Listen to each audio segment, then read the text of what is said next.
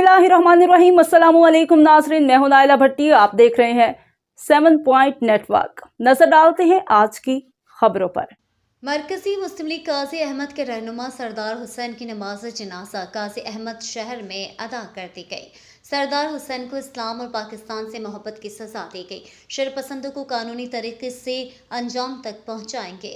फैसल नदीम, नायब सदर पाकिस्तान मरकजी मुस्लिम लीग। हमारे नुमाइंदा मलिक अख्तर जावेद की रिपोर्ट के मुताबिक पाकिस्तान मरकजी मुस्लिम लीग काजी अहमद के रहनुमा सरदार हुसैन की नमाज जनाजा अदा कर दी गई। सरदार को चंद दिन कबल दहशतगर्दों ने फायरिंग करके जख्मी कर दिया था।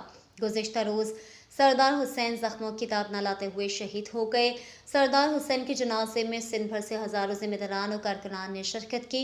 नमाज जनाजा पाकिस्तान मरकजी मुस्लिम लीग के नायब सदर फैसल नदीम ने पढ़ाई। जनाजे के मौके पर गुफ्तगू करते हुए फैसल नदीम का कहना था कि सरदार हुसैन को शहीद करने वाले दहशतगर्दों का ना सिंध से ताल्लुक़ है और ना ही इस्लाम से। इलाके के लोग गवाह हैं कि सरदार हुसैन की ज़िंदगी मुल्क और कौम की खिदमत करते हुए गुजरी। हमारे भाई को सिंधी अवाम की खिदमत करने की सज़ा दी गई है। इस मुल्क में हमारा कोई दुश्मन नहीं। सिंध के हुकूक के नाम नहाद ठेकेदारों ने इस धरती को किसी किस्म का कोई फ़ायदा नहीं दिया। हमेशा गुंडागर्दी और बदमाशी इनकी खसलत रही है। इनके हैंडलर बाहर बैठे हैं, इनकी रस्सियां हिला रहे हैं। ये अगयार के एजेंट हैं। इनका अंजाम बदतरीन होगा। हमारा हर कारकुन अपनी जान इस्लाम और पाकिस्तान पर कुर्बान करने के लिए तैयार है। सरदार का रास्ता हमारा रास्ता है। सरदार का खून रंग लाएगा।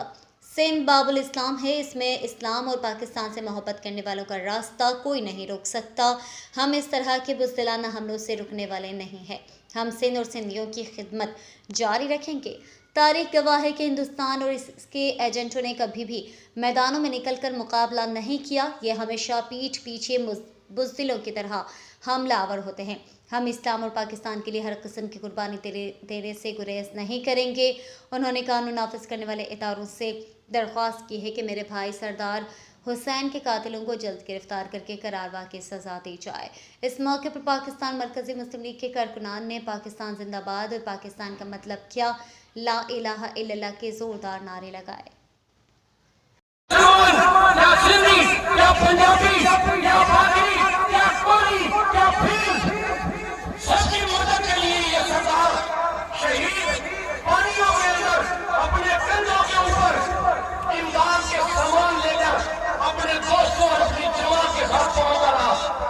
आज उसको किस बात की सजा दी गई? क्या समझे कि बाबुल इस्लाम के सपूत या उनको इस्लाम से तकलीफ है या उनको पाकिस्तान से तकलीफ है? तो सुनो, ये एक सरदार शहीद हुआ है, इसका बेटा तैयार हो रहा है, इसका भाई खड़े हुए हैं। हम हजारों सरदार देंगे इस पाकिस्तान के लिए, इस इस्लाम के लिए। इस्लाम का बोल बड़ा होगा, पाकिस्तान जिंदाबाद रहेगा।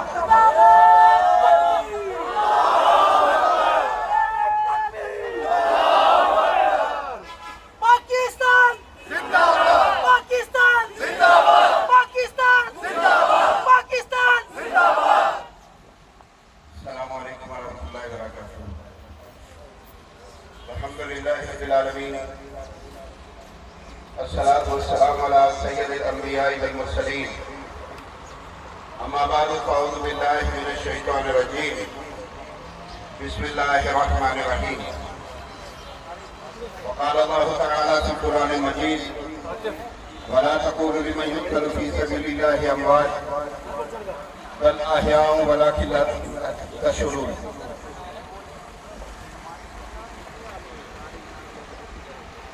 यहाँ पर जो लोग मौजूद हैं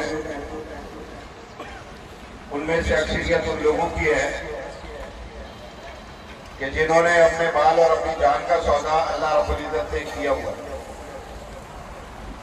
घरों से निकले थे तो इरादा यही था कि अल्लाह के दीन की खिदमत करते हुए और इस मुल्क की हिफाजत करते हुए अगर अपना माल खर्च करना पड़ा, औलाद खर्च करनी पड़ी या जान खर्च करनी पड़ी, तो इंशाअल्लाह अज़ीज़ अल्लाह के रास्ते में किसी भी कुर्बानी से दरेज नहीं किया जाएगा।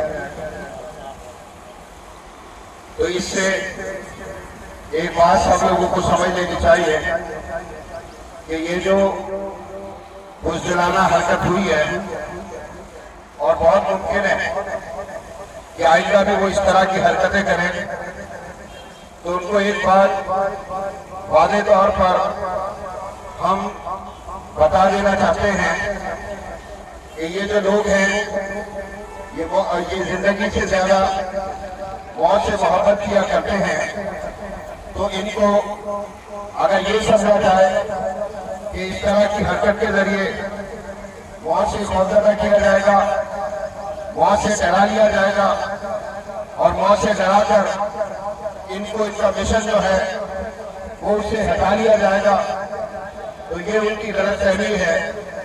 और हम एक बात और भी अच्छी तरह से जानते हैं, ये जो वाक़या हुआ हमारे भाई का, सरदार का, आप उनके भाई दिलदार से सुन रहे थे कि सरदार भाई हर वक्त अल्लाह के बंदों की खिदमत में हुआ करते थे।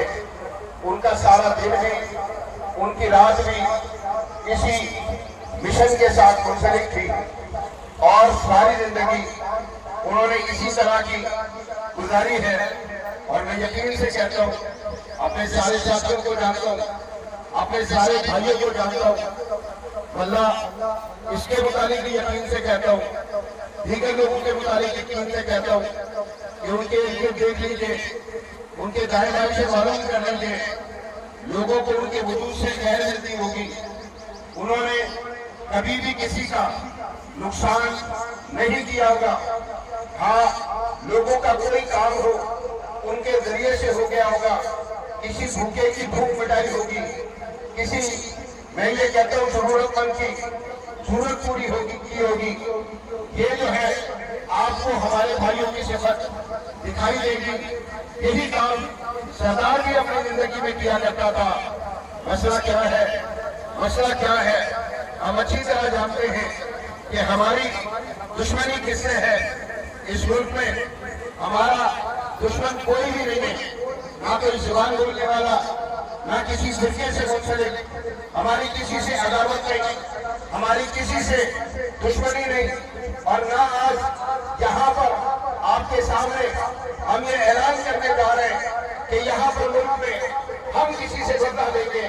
वो मैं कहता हूँ लेंगे, लेकिन एक बात अच्छी तरह से याद रख लीजिए, हम अच्छी तरह से जानते हैं कि ये 2-4 कुत्ते बिल्ले जो इधर उधर फिर रहे हैं, ये अपने आप को सिंध के हुकूक का दावेदार कहते हैं, ये अपने आप को सिंध के हुकूक का, मैं कहता हूँ कि ठेकेदार कहते हैं।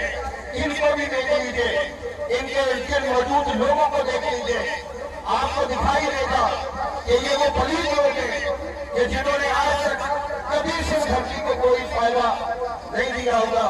इन्होंने गुंडागर्दी की होगी, इन्होंने बदमाशी की होगी, इन्होंने लोगों को नुकसान दिया होगा, इन्होंने लोगों के साथ जुल्म किया होगा, इन्होंने लोगों के साथ ज्यादती की होगी।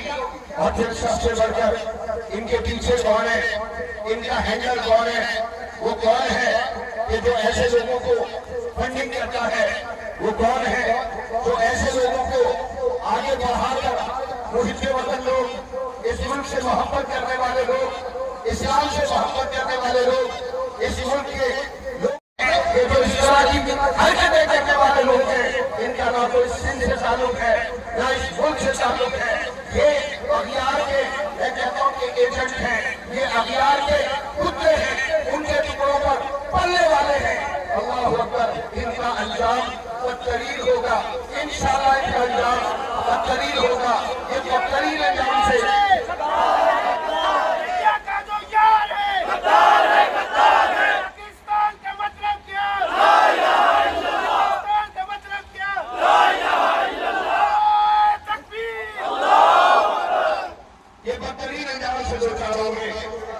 अगली बात जो मैं अपने तमाम भाइयों की जानिब से आपके सामने बयान करना चाहता हूँ, अल्लाह की कसम, ये ज़ुबानी बात नहीं है, ये दिल की बात है, दिल की बात है। ये जो रास्ता सरदार का रास्ता है, ये हमारा रास्ता है, हमें से हर एक का रास्ता है। हर रोज अल्लाह के हुजूर दुआ कर रहे होते हैं, अल्लाहुम्मा ज़िक्रा शहादतन फी सबीलिक, कि अल्लाह अपने रास्ते में मौत अता फरमा। लोगों को, आज ही लोगों को बिस्तर पर मौत आती है,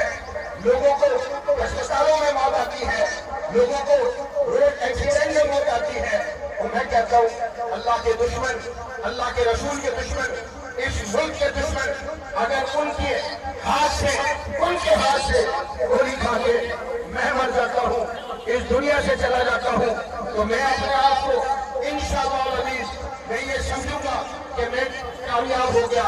और ये सोच सिर्फ मेरी नहीं है, मेरे सारे भाइयों की ये सोच है। हमारा रास्ता शहादत का रास्ता है। इससे पहले भी 8,000 शहीद हम इस मुल्क को दे चुके हैं, इस मुल्क की हिफाजत के लिए दे चुके हैं। इंशाअल्लाह आइंदा भी ये काम जारी रहेगा। और ये कुत्ते बिल्ले जो 2 साल से जो है, मैं ये कहता हूँ कि फिरने वाले हैं और बड़े दावे करने वाले हैं। मैं फिर कहता हूँ कि तुम इंशाअल्लाह अज़ीज़ शरीर होगे, रुसवा होगे, तरबदर होगे। इंशाअल्लाह तरीन अंजाम से तुम 2 चार होगे और ये सरदार का जो खून है ये रंग आएगा। तुम जो है आज तक इस सिंध की सरजमीन पर जो बाबुल इस्लाम है, जहाँ पर इस्लाम की आमद हुई और जहाँ से इस्लाम बड़े सगीर में फैला, तुम यहाँ पर हमारे कदम पहले भी नहीं ले सके। इंशाअल्लाह तुम हमें आइंदा भी नहीं रोक पाओगे। इंशाअल्लाह तुम हमें नहीं रोक पाओगे। इंशाअल्लाह तुम हमें बिल्कुल भी नहीं रोक पाओगे। इंशाअल्लाह ये काम इंशाअल्लाह जारी रहेगा। ये काफिले इंशाअल्लाह इसी तरह से चलते रहेंगे। ये खिदमतों के सफर भी जारी रहेंगे, ये मोहब्बतों के सफर भी जारी रहेंगे। इंशाअल्लाह सिंध की खिदमत करेंगे, इस मुल्क की खिदमत करेंगे। और इंशाअल्लाह जो इस मुल्क के दुश्मन है, जो अल्लाह के दुश्मन है, इंशाअल्लाह उनको अपने अंजाम तक इंशाअल्लाह सुरूर और फिर सुरूर इंशाअल्लाह जो है वो आज जो है ले जाकर कम लेंगे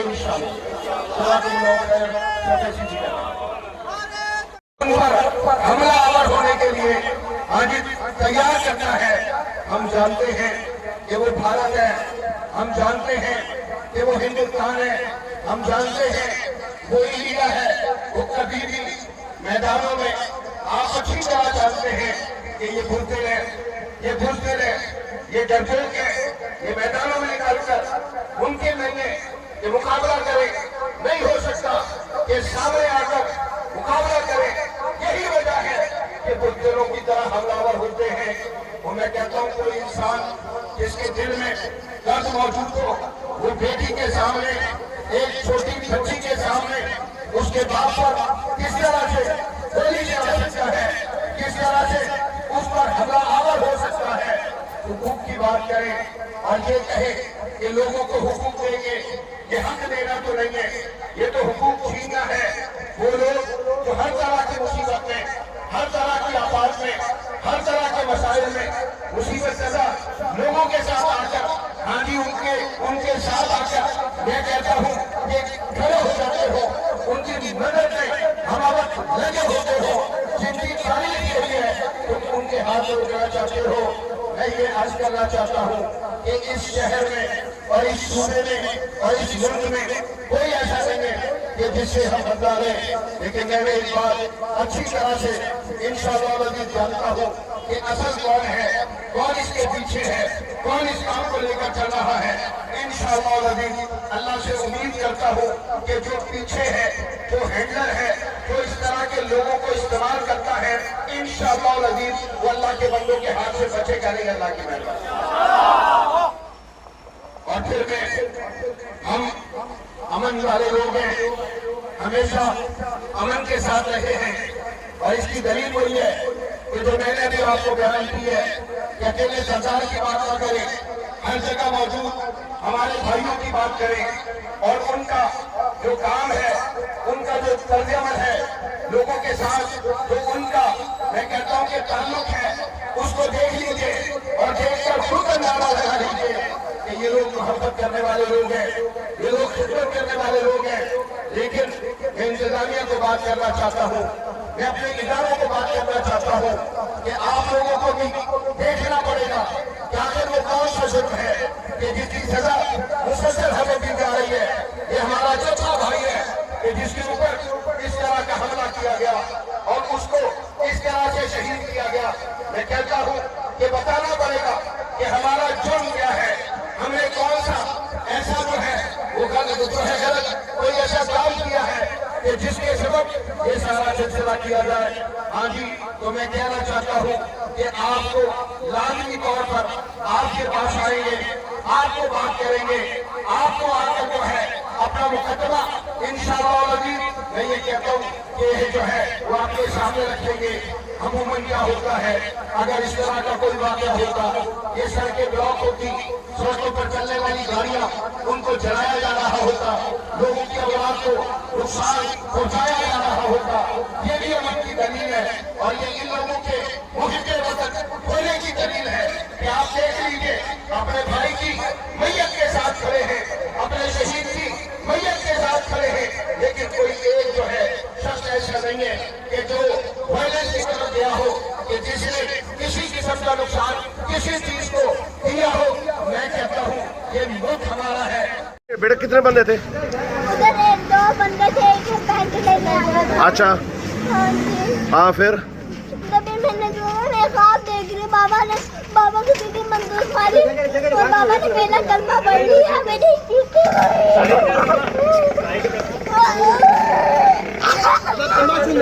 अब तक के लिए इतना ही। मज़ीद खबरों से बाखबर रहने के लिए देखते रहिए 7 पॉइंट नेटवर्क।